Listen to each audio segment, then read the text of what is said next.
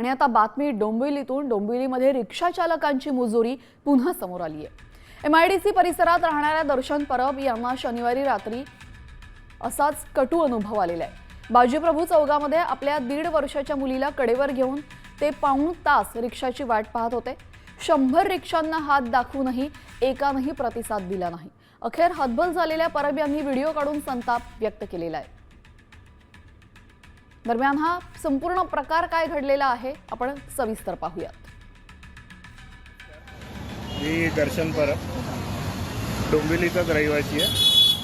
गेला अर्धा तास झाला मी रिक्षा बघतोय पण एकही रिक्षावाला थांबत नाही आणि रिक्षावाले म्हणजे मुळात त्यांना जायचंय कुठे तेच समजत नाही। तुम्ही नुसते असे रिकामे फिरत राहतील पण एकही रिक्षावाला थांबायला रेडी बघतात। माझ्याकडे लहान बाळ आहे, आमच्या हातात सामान आहे, पण एकही रिक्षावाल्याला थांबायचं नाही।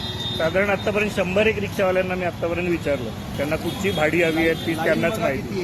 हे लहान बाळाला घेऊन कुठे आपण लाईनीतही उभं राहिलं, लाईन अक्षरशः स्टेशनपर्यंत पोहोचली। तर आता आम्ही नक्की काय करायचं? हे प्रत्येक वेळेस एकतर पार्किंगचे एवढे इश्यू आहेत की गाडी घेऊन दरवेळेस बाहेर पडणं कठीण जातं आणि हे रिक्षावाल्यांचा जो आलेला माज आहे ना तो खरंच म्हणजे कठीण आहे। म्हणजे बिचाऱ्या नागरिक जे आहेत ना रोजचे एवढे त्रस्त आलेत ना रिक्षाच्या प्रॉब्लेममुळे।